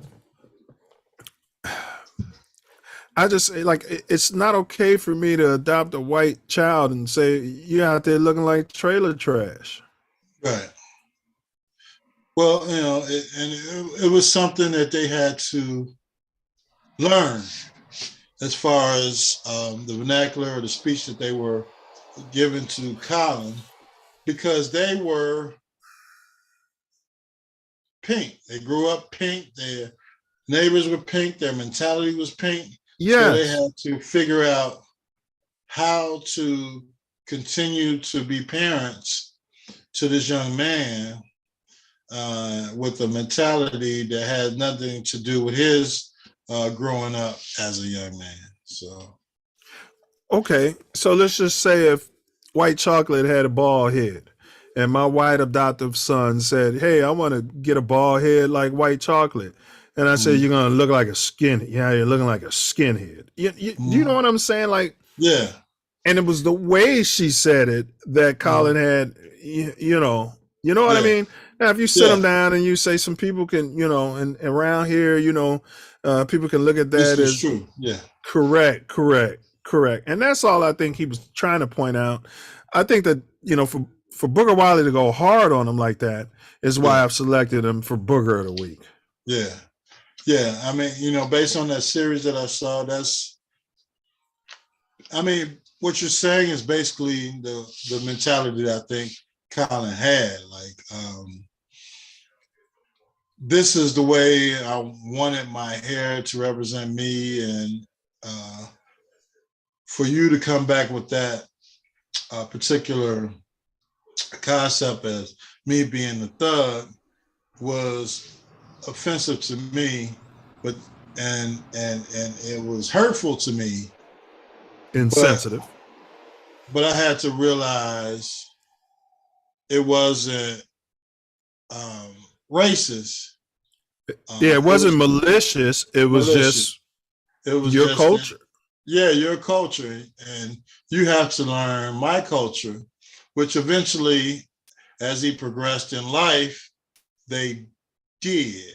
But at that point where he was trying to get his hair braided, when I think he was just going into high school or something like that, they didn't have any concept of that. They just were thinking of how these braids want to make him look as a young man. So to come at with these concepts 20 plus years later and try and make a story out of it I think it's just a lack of research, preparation, and consideration for Colin Kaepernick's life. Just trying to find a hot topic or some clickbait particularly. Yeah, Booger Wiley said his wife is adapted, and she's from British Columbia. Tried to research her. It's not a lot you can find. She's I think, a registered nurse.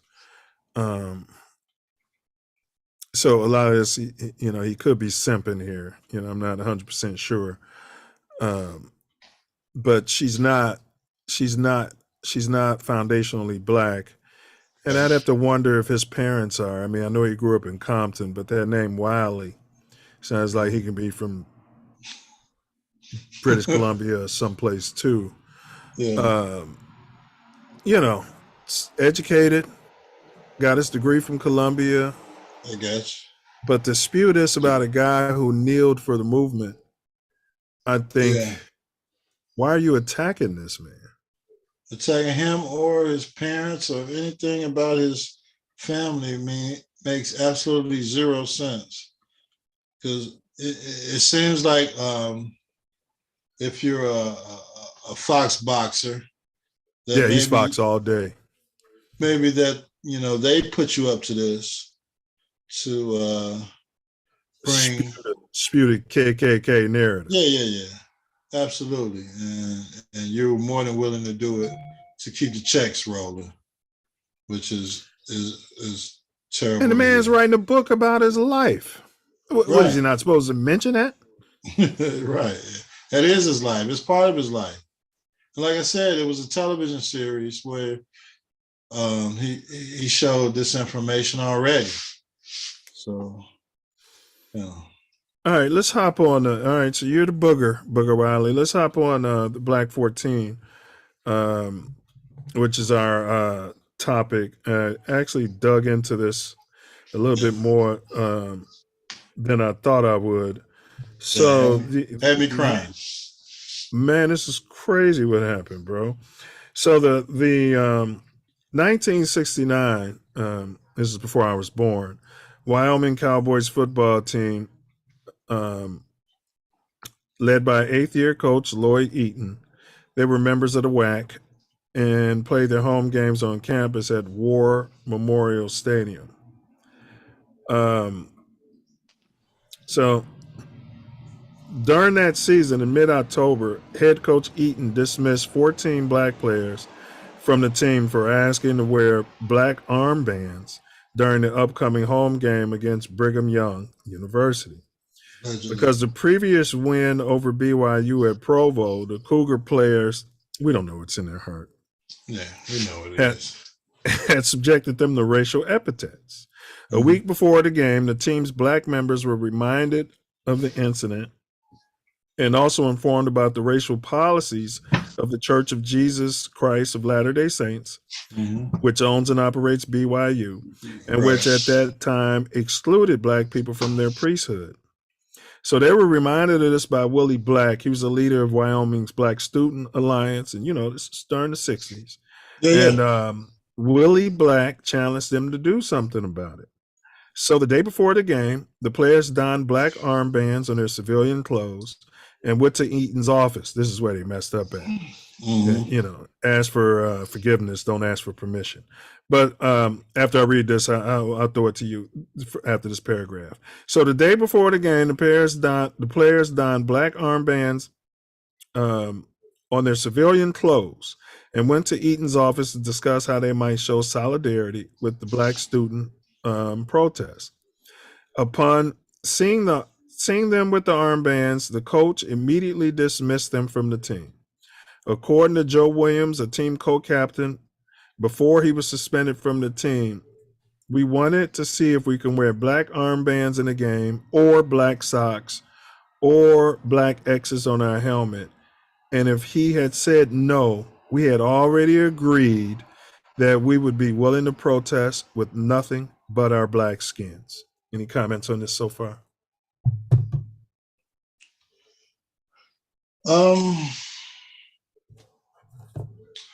Well, the research that I did on this particular subject, the players said that they went to have a meeting or dialogue with the coach. And prior to them having the dialogue, he walked into the meeting room and informed them that they were no longer members of the team. Well, Eaton took them to the bleachers, that's the coach, and said he listened to their suggestions for 10 minutes before deciding to release them. This is Eaton's account. Williams gives a very different account. Williams said that Eaton, the coach, came in, sneered at us, and yelled that we were off the squad. He said our very presence defiled him. He said he has some good Negro boys, just like that. And he said we could go to Grambling State or Morgan State. We could go back to colored relief. If anyone said anything, he told us to shut up. We were really protesting policies we thought were racist. At the time, Wyoming fans and much of the state backed Eaton and his no protesting policy and saw the Black 14 as insubordinate and ungrateful. There's that word again, ungrateful. Yeah. They stated that before they could have the dialogue with the coach concerning the black armbands, that they were told that they were off the team, and to a man, they had discussed that if the coach told them that they weren't able to wear the armbands, they weren't going to wear them and they were going to play. The narrative of the media at that time was that they refused to play the game. And that's what they spewed out to everyone. The Eaton backers were wearing these Eaton armbands and Eaton bands around their hats, backing him and flying Confederate flags, backing this particular coach who was supposed to be the mentor for these players, but before even having any conversation or dialogue with them, you don't know what's in his heart. Yeah, he was a racist, and they kicked him off the team. And there was no support for these 14 black men in 1969 from anyone besides themselves and that black student organization. But they couldn't keep them on scholarship and keep them in the school. So we came through in the 90s, Ace. Ain't no way I would have listened to that coach telling me to shut up once he kicked us off the team. Oh, well, you know what I'm saying? It's like when you get fired and they want to tongue wag you after they fire you. Yeah, it's over with. Give me my check. Right. But they're in the era where Martin Luther King and Malcolm X and Medgar Evers just got assassinated, and this coach who recruited them to this university. These guys were going to win a national championship. They were undefeated. Once you kick the black guys off the team, they beat BYU but they lost every game after that.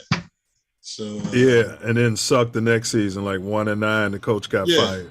Yeah, he got fired. So all of you Eaton backers, saw the team go to hell. Well, go ahead.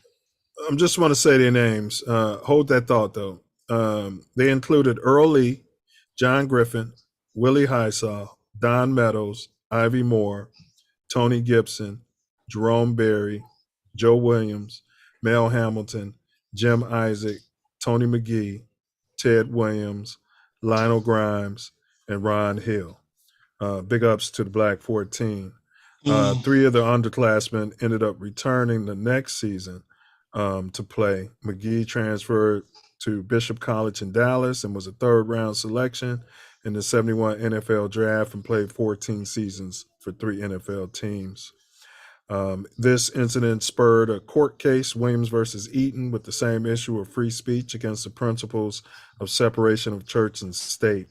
The WAC, a lot of the teams started, wearing bands. They let the white boys wear them. Yeah. Even the following game after the BYU game, the other team came out with the black armbands. Yeah. In support of the Black 14. But another lie that they told was, this was a hard story to go through. Just made me forget that that they refused to play, and the fact that they put these kids out of the school, took their scholarships away, was just, it was so disheartening to hear. And the university had no culpability to what was done until 50 years later. A few of them had passed, but they finally issued an apology in 2019. Gave them their Letterman's jackets. My gosh. And, luckily there was some of them still, a few of them were still around. 8 players returned. Yeah, to receive those jackets and hear the quote unquote apology and, be recognized by the university. But that's a hard pill to swallow for 50 years and to come back. They did some good things with the university and the Church of Latter-day Saints after their return. But man, this is a story that needed to be told years ago about the Wyoming football program, about this particular coach and what he did to these players. And how the media framed it. There's no way the apology should have took 50 damn years. Those guys, those brothers were ostracized. Like you said, they lost their scholarships. And they were talking to the coach to see how he felt about it. Right. That's what if they he wanted was anything but a blatant racist, we don't know what was in his heart. He was a racist. In my opinion, he was a racist. But so,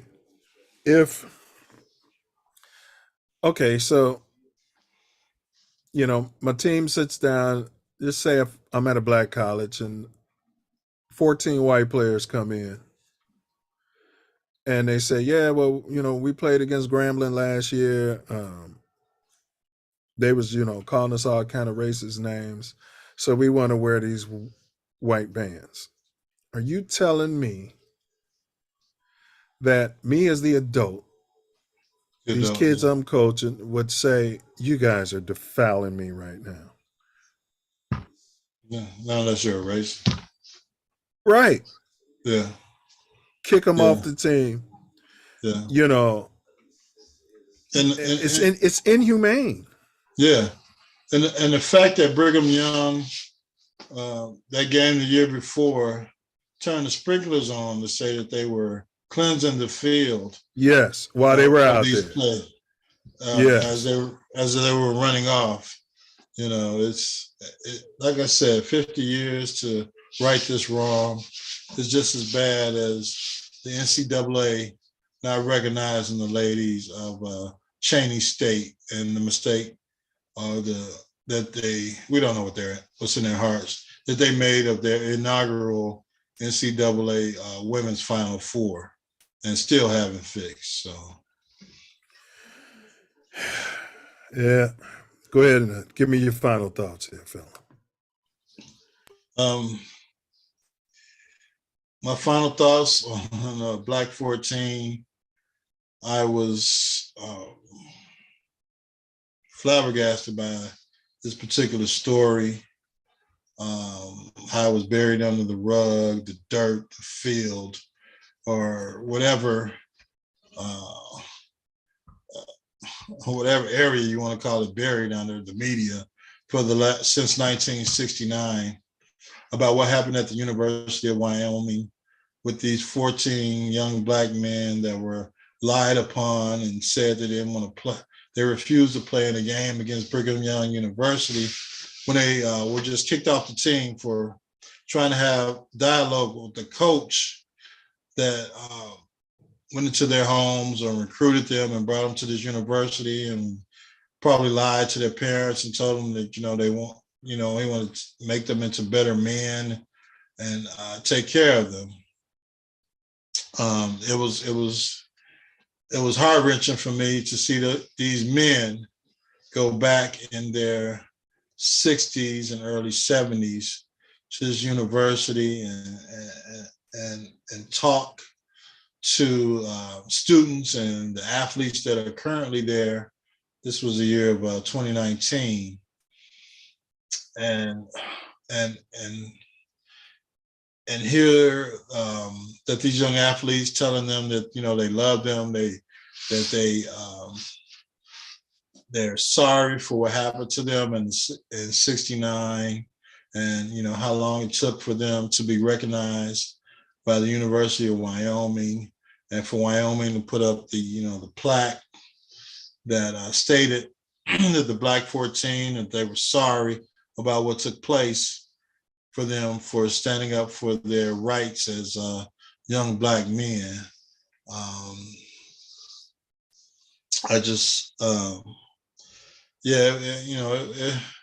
There's so many stories out there that I know we don't know.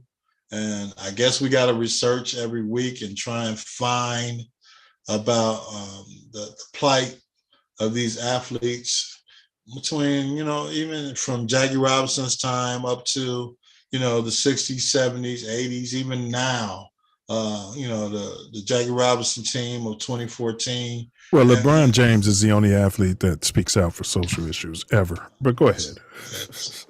Crap.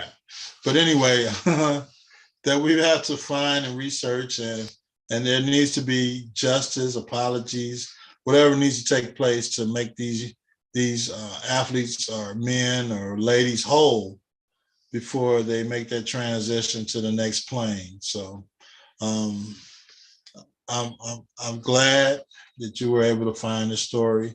I'm glad there was some documentation, research, and a story done by CBS to bring this out. And I'm glad that the University of Wyoming, even 50 years later, took time to recognize these young athletes, these grown men as of now, these ancestors for us, of what they did, what they tried to stand up for as young Black men in a university setting in the late 60s, just to make change in this world. So thanks for finding the Black 14. It was a great story. It was,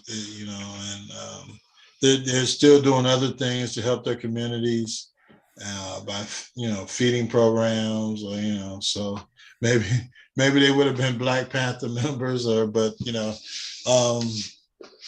God bless, the Black 14, and hopefully we can expose some more of these analogs in time of where our ancestors did what they could to, help sports, help themselves, and help the culture.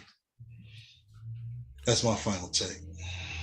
Well, that was well said, Ace. I just wonder if they did their that 50-year recognition of them, if that came before or after they got wind that, this was going to be released in these documentaries and things like that, if it was just a way to save face. We don't know what's in their hearts.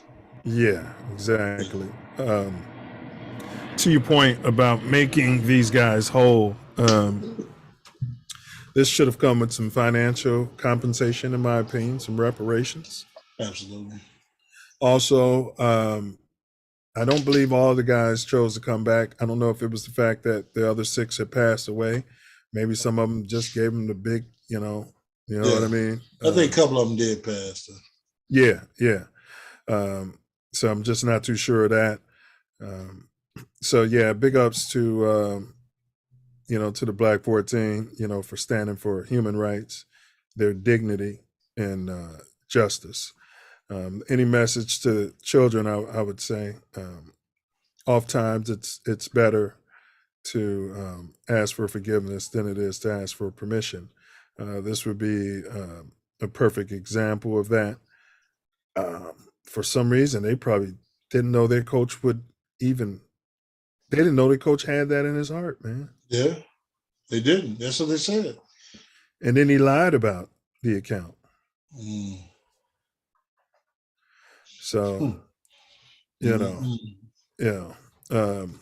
so big ups to the Black 14 and everything they stood for. All right, so next on coming up in 25 minutes on the Self-Love Show, we got Simp or Pimp or Die and the effect on the Black community. That's the topic we're covering today, Ace. All right. I'm ready for that teaser. You got anything in mind for next week's show on Mouthpiece included? We're definitely leaning into the draft. After the Black 14, I got to get deep down in the jungle and find us some good old stuff to expound and fix. We'll find something that's politics. You know what I mean? We got to have some politics in there. This was we're 2 weeks in a row of just getting hidden and coming back to light. So let's keep bringing some of these stories back to the light. It's politics. Politics, baby. All right, y'all. So if you ever find yourself dipping through the sunny city of Inglewood, Cali, Long Beach, Inglewood, or you might even be sliding through the great city of Chicago, might be on the west side or the south side, or in those south or west suburbs out there, Chicagoland. Better check your 6. Better watch your back. Better keep your head on the swivel. Check them blind spots. Mouthpiece included. Guard your grill. Guard your grill, baby. Knuckle up. Bear down. And don't forget to. And don't forget to. And don't forget to bring your mouthpiece. Maybe hour. Huh?